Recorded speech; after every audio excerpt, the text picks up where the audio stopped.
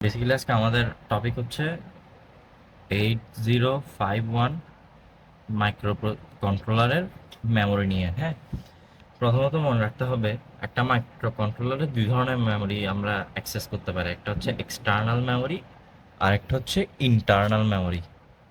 Internal, এখন এগুলাকে কেমনে ডিভিশন করছে আমরা যদি দেখি, মেমোরিকে দুই ভাগে ভাগ করছে। সেটা হচ্ছে একটা এক্সটার্নাল। এক্সটার্নাল মানে কি আমি যেটা, আচ্ছা আমি বলতেছি, আরেকটা হচ্ছে ইন্টারনাল। ইন্টারনাল মানে কি, যেটা হচ্ছে মাইক্রো প্রসেসরের চিপ, সরি মাইক্রো কন্ট্রোলারের চিপটার মধ্যেই হচ্ছে থাকে আগে থেকে।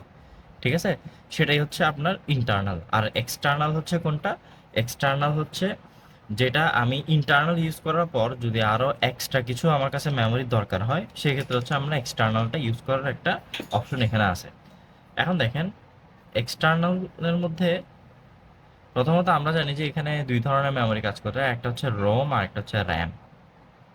ঠিক আছে, রোম হচ্ছে ডাটা স্টোরেজ আর র্যাম হচ্ছে প্রোগ্রাম স্টোরেজ।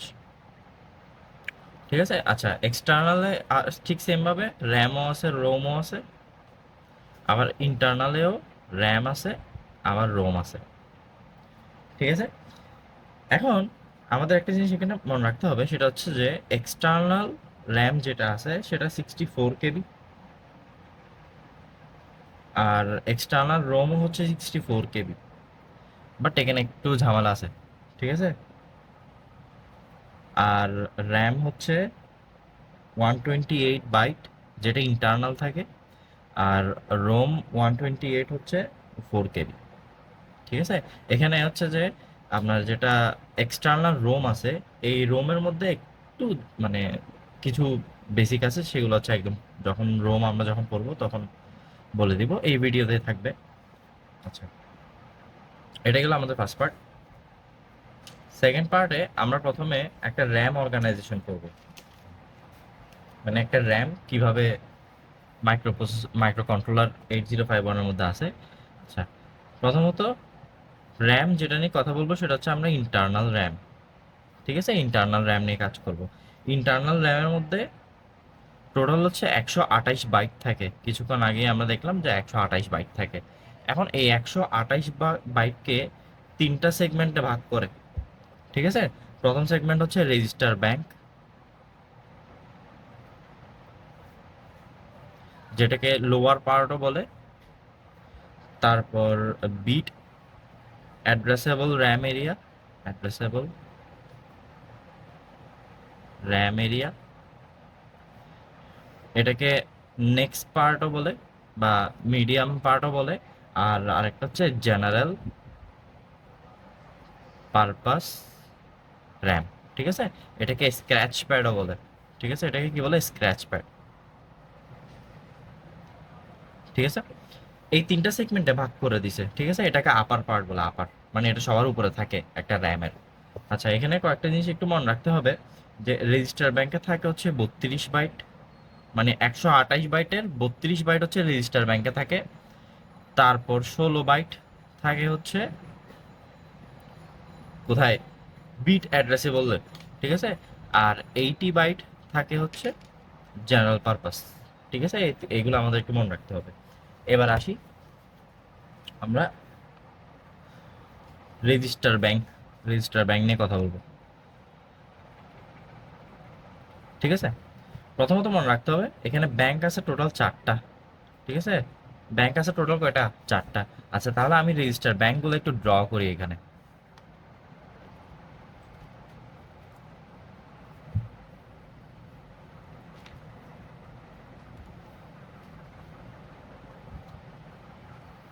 ঠিক আছে, এটা ব্যাংক নাম্বার 0, এটা ব্যাংক নাম্বার 1, এটা ব্যাংক নাম্বার 2, এটা ব্যাংক নাম্বার 3। ঠিক আছে, বাই ডিফল্ট আমার যে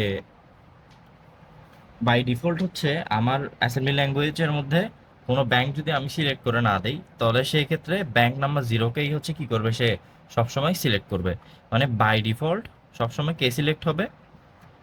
by default bank number, bank number 0টা সিলেক্ট হবে। হ্যাঁ, এখন কখন কেমনে ব্যাংক নাম্বার কিভাবে সিলেক্ট হচ্ছে এগুলোতে আসতেছি একটু পরে।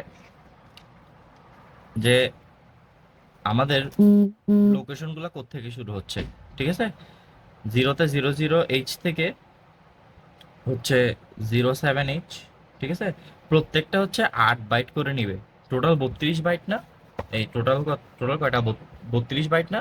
এই 32 বাইটের মধ্যে প্রত্যেকটা 8 বাইট করে নিবে। তার মানে ও 8 বাইট, এটাও 8 বাইট, এটাও 8 বাইট, এটাও 8 বাইট, ঠিক আছে? এখন জাস্ট আমি সিরিয়ালি এখানে 8টা করে আমি অ্যাড্রেস নিচ্ছি। যেমন 0 থেকে 7 পর্যন্ত গেল, তারপর 8 থেকে 0F, হেক্সাডেসিমালে নিচ্ছি যেহেতু 0F, ঠিক আছে? তারপর হচ্ছে 10H থেকে 17H, ঠিক আছে? তারপর 18H থেকে 1FH। এভাবে হচ্ছে অ্যাড্রেসগুলো এখানের মধ্যে ভাগ করা থাকে। আর এখানে প্রত্যেকটাকে R0 থেকে R7 পর্যন্ত ডিনোট করে, ঠিক আছে? মানে আমরা কি জানি যে এখানের মধ্যে 8টা বাইট আছে না? প্রত্যেকটা বাইটের জন্য হচ্ছে R0, R1, R2 এভাবে করে R7 পর্যন্ত যায়। এটা R0, এটা R7, এটা R0, এটা R7, ঠিক আছে? আর মনে রাখতে হবে এখানে এখানে অনলি বাইট ওয়াইজ কলিং হয়, ঠিক আছে? এখানে কোনো বিট ওয়াইজ কলিং হয় না। আচ্ছা, এখন কথা হচ্ছে আমার বাই ডিফল্ট হচ্ছে ব্যাংক নাম্বার 0 সিলেক্ট হচ্ছে, বাট আমি কোন ব্যাংক, আমি চাইলে আমি 0 না নিয়ে অন্য কোনো ব্যাংকও নিতে পারি। হ্যাঁ, সেক্ষেত্রে আমাদের একটা জিনিস কাজ করবে, সেটা হচ্ছে পিএসডাব্লিউ, সেটা হচ্ছে PSW3 আর PSW4। এই দুইটার ভ্যালু থেকেই হচ্ছে আমরা কি ডিফাইন করতে পারবো যে কোন বাইট নিয়ে আমি কাজ করতেছি, ঠিক আছে? এখানে PSW4 মানে বোঝায় RS1, আর PSW3 মানে বোঝায় RS0, ঠিক আছে? এগুলো ভ্যালুর উপর ডিপেন্ড করতেছে সবকিছু। এখন RS এর ভ্যালুগুলো কেমনে নিচ্ছি আমরা, সেটা একটু আমরা এখানে খেয়াল করি।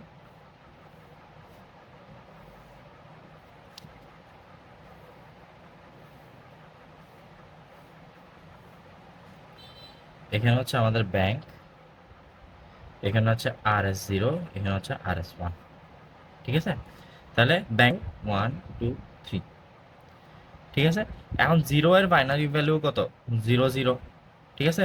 তার মানে আমার RS এর ভ্যালু 0, আর RS1 এর ভ্যালু 0, আর RS0 এর ভ্যালু যদি 0 হয় তাহলে সেটা বোঝাবে ব্যাংক নাম্বার 0, ঠিক আছে?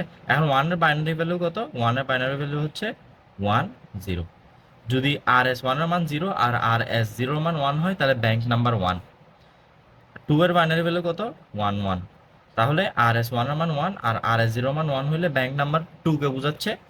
তারপর RS0 এর মান যদি, মানে 3 এর জন্য বাইনারি ভ্যালু কত? 3 এর জন্য বাইনারি, সরি এখানে একটা ভুল করলাম, সরি এটা 0 হবে, ঠিক আছে? 2 এর জন্য বাইনারি ভ্যালু হচ্ছে 1 0। তাহলে RS1 এর ভ্যালু 1 আর RS0 এর ভ্যালু যদি 0 হয় সেই ক্ষেত্রে কত হবে? Bank number 2। আর যদি 3 এর বাইনারি ভ্যালু হচ্ছে কত? 1 1। তাহলে RS1 এর ভ্যালু 1 আর RS0 এর ভ্যালু যদি 1 হয় সেক্ষেত্রে ব্যাংক নাম্বার হবে 3, ঠিক আছে? আচ্ছা, আমরা দুইটা জিনিস এখানে একটু মনে রাখতে হবে। ক্লিয়ার মানে এটা হচ্ছে একটা অ্যাসেম্বলি ল্যাঙ্গুয়েজ, ক্লিয়ার আর সেট, ঠিক আছে?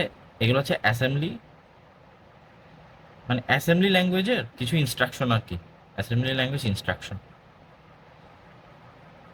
ঠিক আছে? এগুলা আমরা কোথায় ইউজ করতে পারি? এগুলো হচ্ছে আমরা RS1 আর RS0 সেট করে দিতে ইউজ করতে পারি। মনে রাখতে হবে ক্লিয়ার যার সাথে দিব সে 0 হবে, সেট যার সাথে দিব সে হবে কত? 1। তাহলে আমরা যদি একটা, সাপোজ আমরা একটা অ্যাসেম্বলি কোড নেই যে CLR PSW.4 আর সেট B PSW, ঠিক আছে? এখন যার সাথে ক্লিয়ার সে হবে 0, যার সাথে সেট সে হবে কত? 1। এখন PSW মানে কাকে ডিফাইন করে? PSW মানে RS1, আর PS.4 মানে RS1, আর PSW.3 মানে কে? RS0। তাহলে এখানে যেহেতু আমি সেট বি PSW3 তে দিছি তাহলে RS0 ভ্যালু হবে কত? 1। আর যেহেতু ক্লিয়ার দিছি আমি কার সাথে? PSW.4, এটা তাহলে RS1 এর ভ্যালু কত হবে? 0, ঠিক আছে? তাহলে আমরা যদি দেখি RS1 RS0, একটা আসতেছে 0 RS1, আর একটা হচ্ছে কত? 1। আর 0 1 কার বাইনারি ভ্যালু? 0 1 যদি আমরা একটু দেখি, 0 1 হচ্ছে 1 এর বাইনারি ভ্যালু। তার মানে এটা, মানে এই অ্যাসেম্বলি ল্যাঙ্গুয়েজের জন্য আমার ব্যাংক ইউজ হচ্ছে এই অ্যাসেম্বলি ল্যাঙ্গুয়েজের জন্য আমার ব্যাংক ইউজ হচ্ছে ব্যাংক নাম্বার 1, ঠিক আছে? সিমিলারলি এখানে আপনি আরএস এর ভ্যালু সেট করে দিতে পারেন, মানে আপনার ইচ্ছা মতো ক্লিয়ার বা সেট দিয়ে আরএস এর ভ্যালু সেট করে আপনার ইচ্ছা মতো আপনারা ব্যাংক ইউজ করতে পারেন। Bit addressing area, bit addressing area, ঠিক আছে। যেহেতু বিট আছে, ঠিক আছে, এখানে বিট ওয়াইজ অপারেশনও করা যাবে, বিট ওয়াইজ অ্যাড্রেসিংও করা যাবে, আর বাইট ওয়াইজ অ্যাড্রেসিংও করা যাবে, বাইট ওয়াইজ অ্যাড্রেসিং, ঠিক আছে। এখন বিট ওয়াইজের যে অ্যালোকেশনটা আছে সেটা দেখতে কিরকম হয় আমরা যদি দেখি, আমরা জানি যে বিট অ্যাড্রেসিং ডাটার মধ্যে 16 বাইট, টোটাল কয়টা 16 বাইট এখানের মধ্যে আমরা রাখতে পারবো।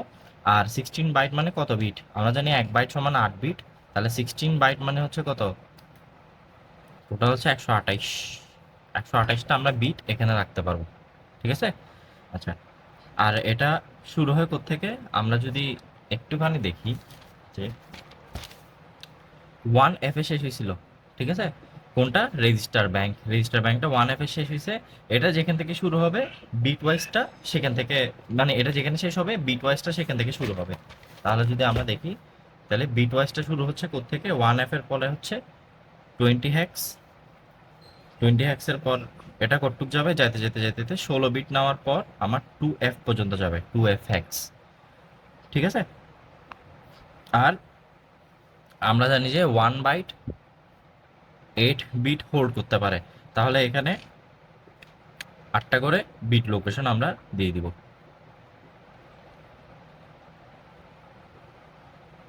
ঠিক আছে। এরকম করে যেতে যেতে,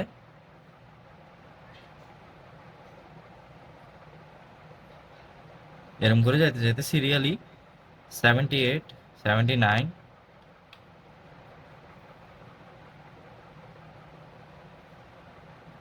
7F পর্যন্ত যাবে, ঠিক আছে।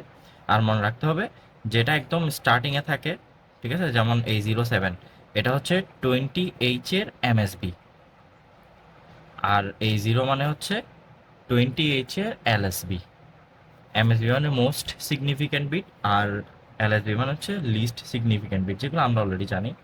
আচ্ছা, এখানের মধ্যে হচ্ছে কয়েকটি ইনস্ট্রাকশন যদি আমরা একটু দেখি, যে ধরেন একটা ইনস্ট্রাকশন দেওয়া আছে সেট বি 7FH, এটা দিয়ে কি মিন করবে, এটা দিয়ে মিন করবে যে 7FH এটা কোন জায়গায় আছে, এই যে 7FH এই জায়গায় আছে না, এই 7F মানে হচ্ছে কি MSB।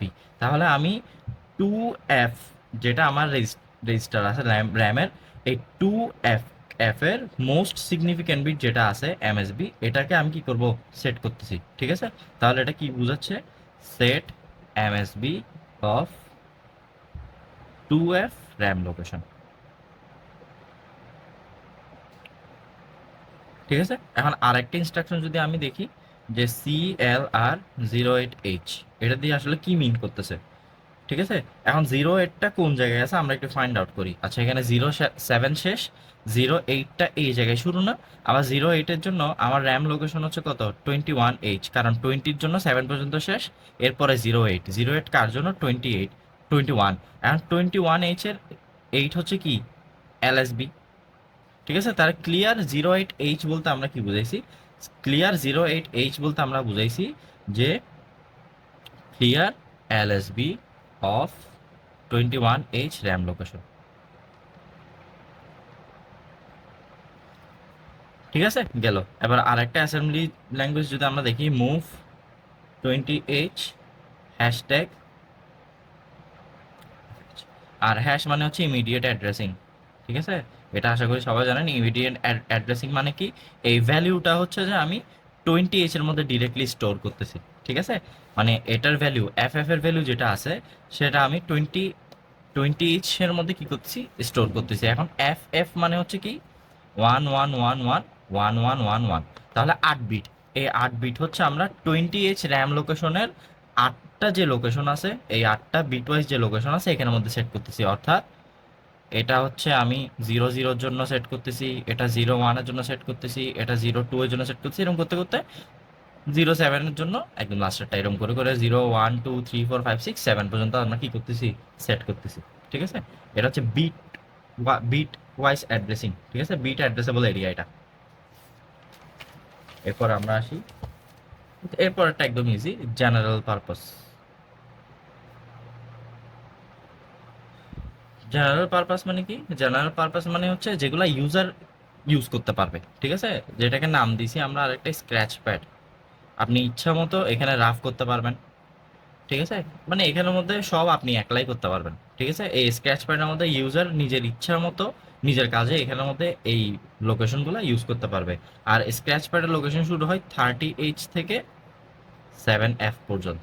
ঠিক আছে, মানে আমি যদি একটু দেখি, আগেরটা শেষ হয়েছে 2F এ, এখন 2F এর পরে হচ্ছে 30H। ঠিক আছে, তাই 30H থেকে এটা শুরু হয়েছে। আর যেহেতু এটা 80 বাইট নিচ্ছে, ঠিক আছে, এখান থেকে আমি কল করতে করতে 80 বাইট পর্যন্ত নিছি। ঠিক আছে, এটা হচ্ছে জেনারেল পারপাস। এখানের মধ্যে ইউজার ইউজও করতে পারবে, আবার চাইলে ম্যানিপুলেটও করতে পারবে।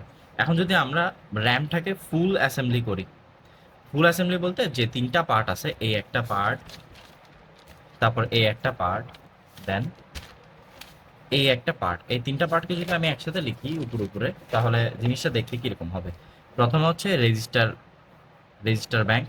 ব্যাংক হচ্ছে 4টা ব্যাংক আছে, এই 4টা ব্যাংক দিয়ে দিলাম 0 1 2 3। তারপরে এখানের মধ্যে R0 to R7 প্রত্যেকটার মধ্যে এরকম করে দিয়ে দিবেন। এটা হচ্ছে 00H থেকে শুরু, 07H, এরকম করে যাইতে যাইতে আমাদের এরকম করে যাইতে যাইতে আমাদের 1F পর্যন্ত যাবে এটা। ঠিক আছে, সিরিয়ালি আটটা আটটা করে নেবেন আর কি। তারপর আমাদের নেক্সট হচ্ছে বিট ওয়াইজ, বিট অ্যাড্রেসেবল আর কি, bit addressable area. Bit addressable area হচ্ছে আমাদের 16 বাইট নিচ্ছে আমরা জানি, আর এটা নিচ্ছে টোটাল 32 বাইট। তাহলে 1F যেটা আছে, 1F এর পরে 16 বাইট নেবেন। 1F এর পরে যদি আমরা নেই, তাহলে 17H থেকে 17H এর পরে হচ্ছে 18H। তাহলে 18H থেকে কত পর্যন্ত নিবে?